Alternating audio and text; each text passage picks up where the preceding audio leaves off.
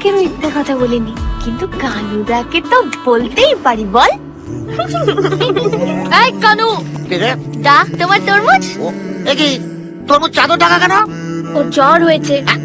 তরমুজের জ্বর হয়েছে? গাছের প্রাণ আছে, তেমন তরমুজ গাছেরও প্রাণ আছে। মানুষের জ্বর হয়, তেমন গাছেরও জ্বর হয়।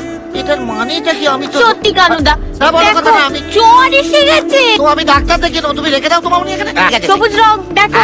ঠিক আছে, ঠিক আছে, রেখে দাও রেখে দাও রেখে দাও বাবা, যাও বিদায় হও। বলছি তাহলে আর কোনো নালিশ নেই তো কানুদা? আমরা যাই। হ্যাঁ যাও। কালি তোমায় খাবো।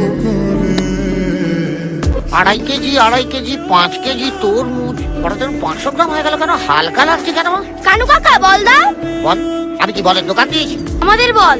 ওই নিমকি দিদি ফুলকে দিদি নিয়ে গেল না, বললো যে তোমার বিয়েতে ডাব পাওয়া যাচ্ছে না, ওই জন্য বলগুলোকে ডাব বানিয়ে রেখে দেবে। এটাকে দেখে মনে হচ্ছে ডাব। এটা ডাব? আমাদের বল।